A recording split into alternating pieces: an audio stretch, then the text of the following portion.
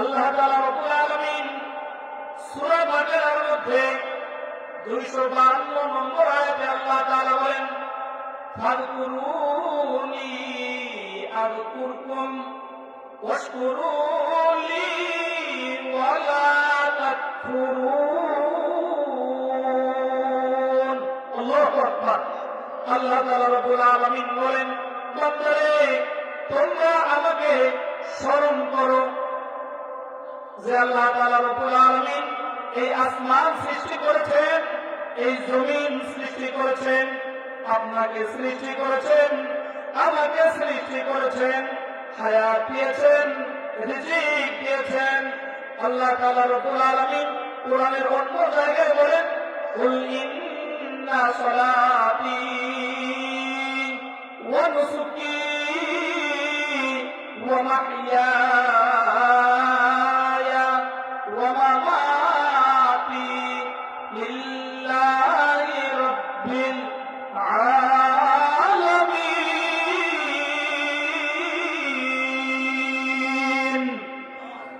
আল্লাহ তাআলা রব্বুল আলামিন বলেন, হে নবী আপনি तमाम বিশ্ববাসীকে জানিয়ে দিন, কুল ইন্না সলাতি, মানুষ যে নামাজটা পড়ে, ওয়া নুসুকি, মানুষ যে কুরবানিটা করে, ওয়া মাহইয়ায়া,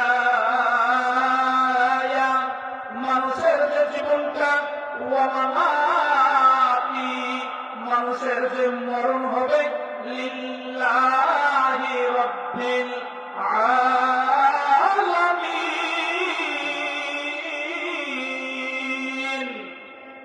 একমাত্র আল্লাহ তাআলা রব্বুল আলামিনের জন্য হতে হবে। তাহলে আমার নামাজ কার জন্য হবে? প্রিয় ভাইরা আমার, পর্দার অন্তরালে আমার মা বোনেরা, নামাজটা কার জন্য হতে হবে? নামাজটা কার জন্য হতে হবে? কথা বলতে হবে কার জন্য? আর আমরা যে কোরবানি করি, হজ করি, কার জন্য হতে হবে? ওয়া মামাতি ওয়া মাহইয়ায়া, এই জীবনটা কার? এই জীবনটা দান করেছেন কে? ওয়া মামাতি, আমার মরণটা হবে কার? আল্লাহর জন্য।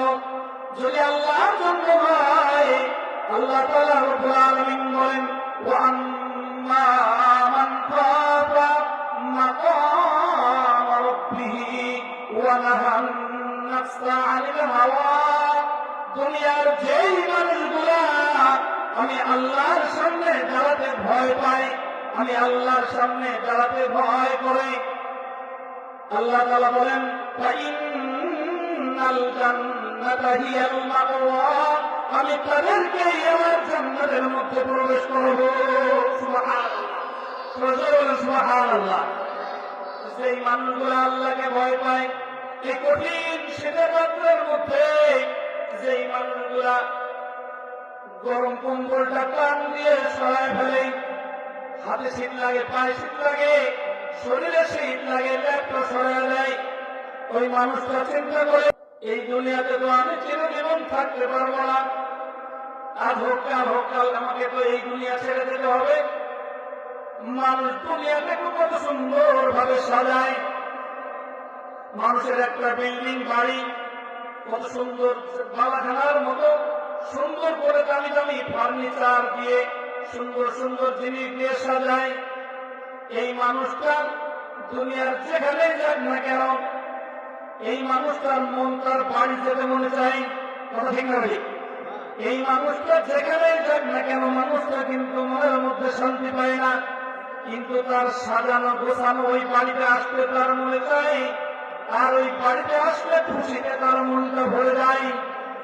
একজন মুমিন বান্দা, একজন জান্নাতি মানুষের গুণ এমন হয় যে জান্নাতি মানুষটা মনে করে, এই দুনিয়া তো আমার থাকার জায়গা না, এই দুনিয়াতে তো আমি থাকতে চাইলেও থাকতে পারবো না, একদিন না একদিন আমাকে চলে যেতে হবে। কবর দৈনিক 5 বার আমাকে আপনাকে ডাকে যে আমি কিন্তু সাপ বিচ্ছুর ঘর, আমি কিন্তু অন্ধকার ঘর, আমি কিন্তু পোকামাকড়ের ঘর, তুমি কি আমাকে চিনো? এইভাবে যাওয়া দিতে থাকে। একজন মুমিন দুনিয়াতে ইবাদত বندگی করে আল্লাহ তাআলাকে এত খুশি করে নেন যে নবীজি সাল্লাল্লাহু আলাইহি ওয়াসাল্লাম বলেন তুফাতুল মুমিনিল মাউত, ঈমানদারের জন্য মৃত্যুটা হচ্ছে একটা উপহার স্বরূপ। একজন মুমিন বান্দা সে মৃত্যুকে ভয় পায় না।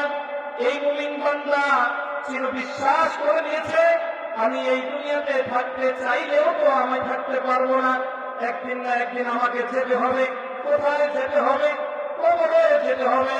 ওই কবরে যাওয়ার ভয়ে এই কঠিন শীতের মধ্যে লেপটা সরাইয়া কম্বলটা সরাইয়া শীতের মধ্যে উঁচু করে কনকন শীতের মধ্যে আল্লাহর ঘরে ছুটে যায়। নবীজি সাল্লাল্লাহু আলাইহি ওয়াসাল্লাম বলেন তুমি যদি দুই অন্তকালের মধ্যে আল্লাহর ঘরে ছুটে যাও ফজরের সময় এবং ইশার সময়, তো আল্লাহ তাআলা রব্বুল আলামিন তোমার জন্য জান্নাতের মধ্যে নাস্তার ব্যবস্থা করতে থাকেন এবং তোমার জন্য আল্লাহ জান্নাতটাকে সুসজ্জিত করতে থাকেন। সুবহানাল্লাহ। আল্লাহ তাআলা রব্বুল আলামিন কোরআনে বলেন সূরা নাজিয়াতের মধ্যে আল্লাহ তাআলা বলেন ওয়া আম্মা মান খাফা মাকামা রাব্বিহি ওয়া নাহান নাফসা আনিল হাওয়া, যেই মানুষগুলা আমি আল্লাহর সামনে দাঁড়াতে ভয় পাই, আমি আল্লাহর সামনে দাঁড়াতে ভয় করে ফাইন্নাল জান্নাতা হিয়াল মাওয়া। আল্লাহু আকবার। আল্লাহ তাআলা রব্বুল আলামিন বলেন তাদেরকেই আমি আমার জান্নাতের মধ্যে প্রবেশ করাবো। সুবহানাল্লাহ।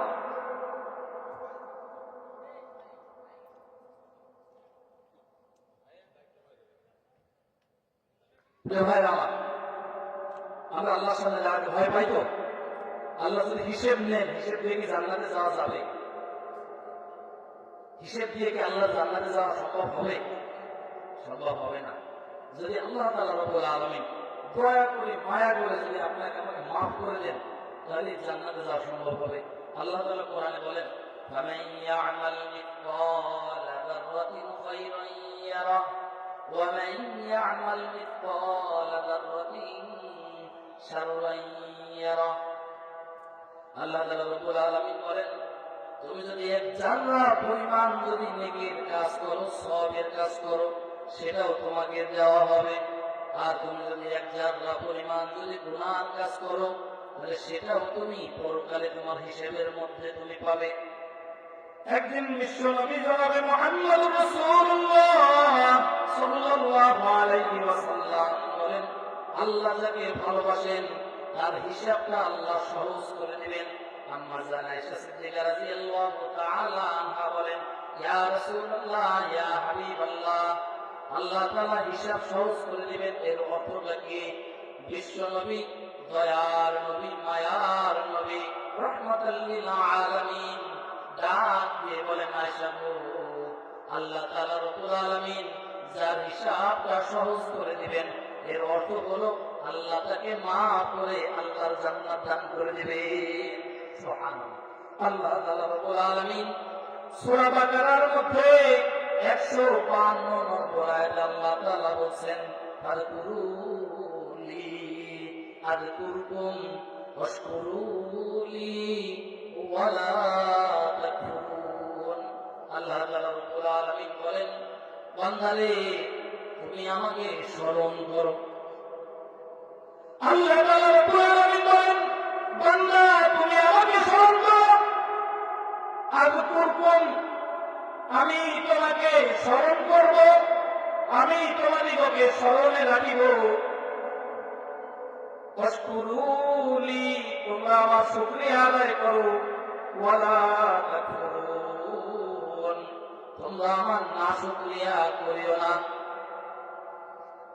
আল্লাহ তাআলা রব্বুল আলামিন বলেন ফাযকুরুনি তোমরা আমাকে স্মরণ করো। বান্দা কিভাবে আল্লাহকে স্মরণ করবে? বান্দা কিভাবে আল্লাহকে স্মরণ করবে? বান্দা নামাজের মাধ্যমে আল্লাহকে স্মরণ করবে। ঠিক না বেঠিক? জোরে বলতে হবে ঠিক না বেঠিক?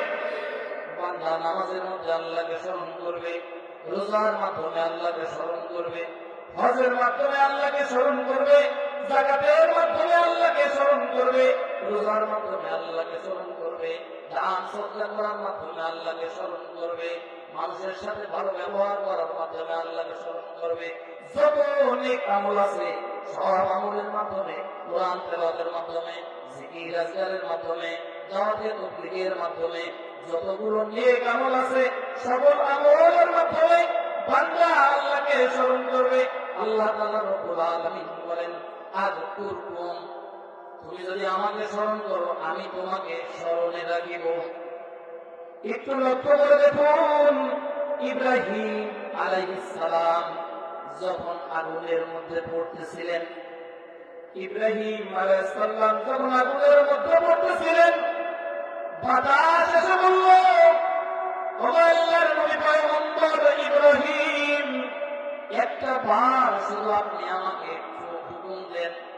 এই নমরুদ 6 মাস, দীর্ঘ 6টা মাস যে আগুনের কুণ্ডলী তৈরি করেছে, এক বাতাসে আমি এই আগুন কোন জায়গায় নিয়ে ফেলে আপনি একটু দেখুন।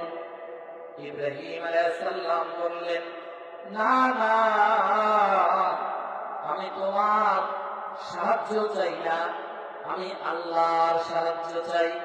এমনি ভাবে যতজন ইব্রাহিম আলাইহিস সালামকে সাহায্য করতে চেয়েছেন, ইব্রাহিম আলাইহিস সালাম বললেন, আমি কারো সাহায্য চাই না, আমি কার সাহায্য চাই? আমি একমাত্র আল্লাহর সাহায্য চাই। ইব্রাহিম আলাইহিস সালামের চোখ দিয়ে গড়ায় গড়ায় পানি পড়ে। ইব্রাহিম আলাইহিস সালাম বলেন, আমি চোখের পানি ধরে রাখতে পারি না, যখন দেখলাম সব মানুষ আমাকে আগুনে ফেলানোর জন্য দড়ি ধরে টানে, আমি কোনো দুঃখ পাই নাই, আমার মনে কোনো কষ্ট পাই নাই।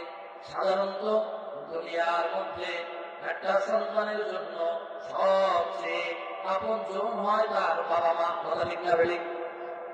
বাবা মার কাছে সন্তান তো একটা খেলনা, একটা জীবন্ত খেলনা। এই খেলনা যদি হাসে, পিতা মাতাও সাথে সাথে হাসে, কথা ঠিক না বেঠিক? কিন্তু এই খেলনা যদি কাঁদে, পিতা মাতার চোখ দিয়ে টপ টপ করে পানি পড়ে না পড়ে না? স্নান পড়ে না পড়ে না? পড়ে, কথা পায় না, পড়ে, সব জায়গায় পড়ে। সন্তান পিতা মাতার কাছে এমন একটা জীবন্ত খেলনা, সন্তান যদি হাসে পিতা মাতাও হাসে, আর সন্তান যদি কাঁদে পিতা মাতার চোখ দিয়ে পানি পড়ে। সন্তান যদি অসুস্থ হয়ে যায়, পিতা মাতার গলা দিয়ে আর খাবার নামে না, কথা ঠিক না বেঠিক? পিতা মাতার মুখের মধ্যে আর খাবার যায় না, সন্তানের মুখের দিকে তাকায় থাকে, চোখ দিয়ে ঝরঝর করে পানি ফেলে, আর আল্লাহকে ডাক দিয়ে বলে, মালিক তুমি আমার হায়াত নিয়ে নাও, কিন্তু আমার সন্তানের হায়াতটা তুমি বাড়িয়ে দাও, কথা ঠিক না বেঠিক? পিতা মাতা কিন্তু চোখের পানি ধরে রাখতে পারে না। সন্তান যদি অসুস্থ হয়ে বিছানায় ছটফট করে, পিতা মাতা গলা কাটা মুরগির মতো ছটফট ছটফট করে। সন্তান যতক্ষণ পর্যন্ত ঘুমায় না, পিতা মাতাও কিন্তু ততক্ষণ ঘুমাইতে পারে না, সন্তানের মুখের দিক তাকায় থাকে, মালিকের দরবারে হাত তুলে দোয়া করে, সিজদায় পড়ে কাঁদে, মালিক গো তুমি আমার কলিজার টুকরাটাকে তুমি সুস্থ করে দাও, ও আল্লাহ আমার হায়াত তুমি আমার সন্তানকে দিয়ে দাও, মালিক তুমি আমাকে তুলে দাও, কিন্তু আমার কলিজার টুকরা সন্তানটাকে তুমি বাঁচায় দাও, কথা ঠিক না বেঠিক?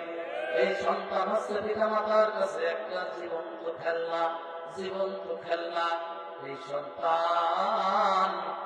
এই সন্তান যখন, এই সন্তানের কথা বলতেছিলাম, হযরত ইব্রাহিম আলাইহিস সালামের কথা বলতেছিলাম।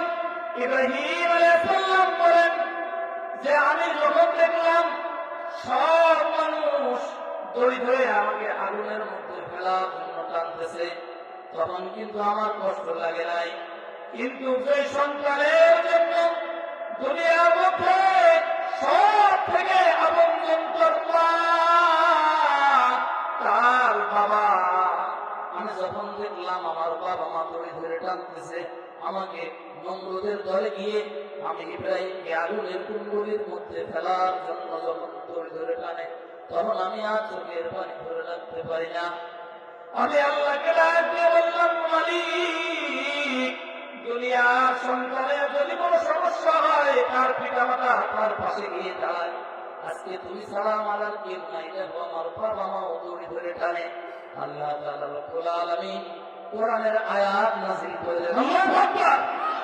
আল্লাহ তাআলা রব্বুল আলামিন বাকারার মধ্যে 152 নম্বর আয়াতে বলেন, ফাযকুরুনি, বান্দারে তুমি আমাকে স্মরণ করো, আযকুরকুম, আমি আল্লাহ তোমাকে স্মরণ করব। সুবহানাল্লাহ।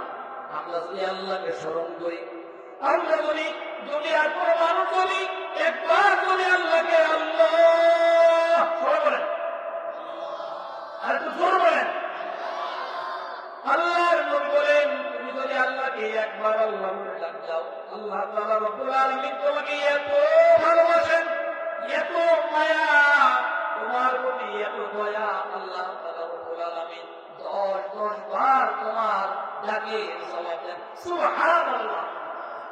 একবার যদি ডাক দেন, 10 বার আল্লাহ ডাকের জবাব দেন। আল্লাহ তাআলা রব্বুল আলামিন বলেন, ফাযকুরুনি, তুমি আমাকে ডাকো, আযকুরকুম, আমি তোমাকে স্মরণে রাখিব। তোমরা আমাকে ডাকো, আমি তোমাকে স্মরণ রাখিব। ইব্রাহিম আলাইহিস সালাম ডাক দিলেন, আল্লাহ। আল্লাহ তাআলা রব্বুল আলামিন ইব্রাহিম আলাইহিস সালামের ওই দৃশ্য দেখছেন না? দেখছেন না? কথা বলেন, দেখতেছেন না? দেখতেছেন না? আল্লাহ দেখতেছেন যে আমার ইব্রাহিমকে আগুনের মধ্যে ফেলার জন্য দড়ি ধরে টানতেছে, দেখতেছেন? আল্লাহ তাআলা রব্বুল আলামিনকে যখন ইব্রাহিম আলাইহিস সালাম স্মরণ করলেন, আল্লাহ তাআলা রব্বুল আলামিন কোরআনের আয়াত নাযিল করে দিলেন। কুল্লা ইয়া নারকুনি বারদাউ ওয়া সালামান আলা ইব্রাহিম। আল্লাহু আকবার। আল্লাহ তাআলা রব্বুল আলামিন বলেন, আগুন রে, আমার ইব্রাহিম আমাকে স্মরণ করেছে। আমি ওই ইব্রাহিমকে স্মরণ করলাম, তুই ওই জান্নাতের ওই আগুনের কুণ্ডলী, জান্নাতের বাগান হয়ে যাবি। সালামান শব্দ আল্লাহ ব্যবহার করেছেন শান্তিদায়ক। আমার ইব্রাহিমের জন্য তুমি শান্তিদায়ক হয়ে যাও। ইব্রাহিম আলাইহিস সালাম, হযরত ইব্রাহিম আলাইহিস সালাম যখন ওই কুণ্ডলীর ভিতর থেকে বের হলেন, এইবার মানুষেরা তাকে জিজ্ঞাসা করছেন, ও ইব্রাহিম, আল্লাহর নবী ইব্রাহিম, আপনার জীবনে আপনি সব থেকে শান্তিতে ছিলেন কয়দিন? বলছে 40 দিন। বলছে কোন 40 দিন? বলছে যে 40 দিনের জন্য আমার আল্লাহ কোরআনের আয়াত নাযিল করেছে। সুবহানাল্লাহ। যে আল্লাহ তাআলা রব্বুল আলামিন আমাকে শান্তি দেওয়ার জন্য কোরআনের আয়াত নাযিল করে দিয়েছেন, ওই 40টা দিন আমার জীবনের সব থেকে শান্তিময় দিন, সব থেকে শ্রেষ্ঠ দিন, সব থেকে স্মরণীয় দিন, সব থেকে বরণীয় দিন। ওই 40 দিন আমার জীবনে আমি সব থেকে শান্তিতে ছিলাম। সুবহানাল্লাহ, আল্লাহু আকবার। আল্লাহ তাআলা রব্বুল আলামিন বলেন, ফাযকুরুনি, তোমরা আমাকে ডাকো, আযকুরকুম, আমি তোমাদের ডাকে সাড়া দেব। আল্লাহ তাআলা সাড়া দিবেন। হযরতে ইউনূস আলাইহিস সালামের কথা একটু চিন্তা করে দেখুন। হযরতে ইউনূস আলাইহিস সালাম যখন মাছের পেটের মধ্যে চলে গেলেন, তখন তিনি কাকে স্মরণ করেছিলেন? লা ইলাহা ইল্লা আনতা সুবহানাকা ইন্নী কুনতু মিনাজ জালিমিন। আল্লাহু আকবার। আল্লাহ তাআলা রব্বুল আলামিনকে স্মরণ করেছিলেন। আল্লাহ তাআলা রব্বুল আলামিন তাকে স্মরণ করে 40 দিন মাছের পেটের মধ্যে, একটা জীবন কবরের মধ্যে, পানির অন্ধকারের মধ্যে মাছের পেটের অন্ধকারের মধ্যে 40 দিন আল্লাহ সুস্থ রেখে তাকে আবার নতুন জীবন দান করে দিয়েছেন। সুবহানাল্লাহ। আল্লাহ তাআলা রব্বুল আলামিন বলেন, ফাযকুরুনি, বান্দা তোমরা আমাকে স্মরণ করো, আযকুরকুম, আমি আল্লাহ তোমার নিকটে স্মরণে রাখিব। আর একটু চিন্তা করে দেখুন, দুনিয়ার প্রথম মানুষ, তার নাম কি জানো? মতিয়ার না কি জানো? দুনিয়ার, হ্যাঁ আমার ভাই বলেছে, আমার মেয়ে ভাই বলেছে, আদম আলাইহিস সালাম। সবাই তো মারহাবা দেন, জোরে মারহাবা। সবাই রেডি থাকবে, পূর্ণ জবাব দিয়ে আসছেন। এক রোগ তো আর এমনি এমনি হয় না, বুঝলেন নি? সবাই হযরত আদম আলাইহিস সালাম, হযরত হাওয়া আলাইহিস সালাম যখন বন্ধন খেয়ে দিলেন, আল্লাহ তাআলা রব্বুল আলামিন দুনিয়াতে পাঠিয়ে দিলেন, তখন তারা কাকে স্মরণ করেছিলেন? জোরে বলেন। আল্লাহকে স্মরণ করেছিলেন। রব্বানা ওয়া ইল্লাম তাগফির লানা ওয়া তারহামনা লানাকুনান্না মিনাল খাসিরিন। আল্লাহু আকবার। আল্লাহ তাআলা রব্বুল আলামিনের কাছে যখন বললেন, ইয়া আল্লাহ, আরশে আপনার নামের পাশে আরেকটা নাম দেখতে পেয়েছি, মুহাম্মাদুর রাসূলুল্লাহ। আল্লাহ গো, নিশ্চয়ই ওই নামটা আপনার কাছে প্রিয়, নিশ্চয়ই ওই নামটা আপনার কাছে পছন্দনীয়। ইয়া আল্লাহ, ওই নামের ওসিলায় মাফ করে দেন। রব্বানা যালামনা আনফুসানা ওয়া ইল্লাম তাগফির লানা ওয়া তারহামনা লানাকুনান্না মিনাল খাসিরিন। আল্লাহু আকবার। আল্লাহর কাছে ক্ষমা চেয়েছেন, আল্লাহকে স্মরণ করেছেন, আল্লাহ তাআলা রব্বুল আলামিন তাকে জবাব দিয়েছেন। আল্লাহ তাদেরকে মাফ করে দিয়ে হযরত আদম আলাইহিস সালামের নাম নবীর খাতায় লিখে দিয়েছেন। আল্লাহু আকবার। আল্লাহ তাআলা রব্বুল আলামিনকে যারা স্মরণ করেছেন, আল্লাহ আবার স্পেশাল ভাবে কোরআনের আরেক জায়গায় আয়াত নাযিল করেছেন, উদউনি, তোমরা আমাকে ডাকো, আস্তাজিব লাকুম, আমি তোমাদের ডাকে সাড়া দেব। সুবহানাল্লাহ। আল্লাহর চেয়ে আপন এই পৃথিবীতে আর কেউ নেই। বিশ্বাস করেন ভাই? আপনারা দেখেছেন, যখন বন্যা হয়েছে, তখন বন্যার পানিতে যখন মানুষকে ভাসায় নিয়ে যাচ্ছে, আমি গিয়েছিলাম আপনার সুনামগঞ্জ, সিলেটে যে বন্যাটা হয়ে গেল, আমি গিয়েছিলাম সেইখানে, মানে মানুষের বাড়ির উপরে পানি উঠে গেছে, অনেক মানুষ মারা গিয়েছে। সেই টাঙ্গুয়ার হাওড় এলাকা, এরপরে আপনার সেখানে দেখলাম, সেখানে যে আমরা ইতিহাস মানুষের মুখে শুনেছি, যারা দেখেছেন, বলছে হুজুর, একটা মানুষের 3টা সন্তান, সন্তান 3টাকে এরকম জলে ধরে রাখছে বাবা, তো পানির এত স্রোত যে একটাকে 3টাকে একসাথে ফেঁকা রাখতে পারছে না নদীতে, তখন বড়টাকে ছেড়ে দিচ্ছে। এরপরে যখন পানি খেয়ে ভাগতেছে, আস্তে আস্তে বুক সমান, গলা সমান, মাথাটা কোন রকম উঁচু করে রেখেছে, তখন 2টা সন্তানকে ধরে রাখতে পারে নাই, একটা সন্তানকে ছেড়ে দিচ্ছে। সন্তানটা চিৎকার করছে, আব্বু তুমি আমাকে ছেড়ো না, আব্বু তুমি আমাকে ছেড়ো না, এরকম হাতে করে রাখছে, কতক্ষণ রাখবে? সন্তান কামড় দিয়ে ধরে রেখেছে, আব্বু তুমি আমাকে ছেড়ো না, তারপরেও নিজে বাঁচার জন্য সন্তানকে ছেড়ে দিচ্ছে। সর্বশেষ যখন দেখে যে নিজেই তো হয়ে যাচ্ছে, তখন একদম কোলের ছোট বাচ্চাটা সেটাকেও ছেড়ে দিচ্ছে। এর থেকেও আপন আল্লাহ, আল্লাহু আকবার। সব কিছু থেকে আপন আল্লাহ তাআলা।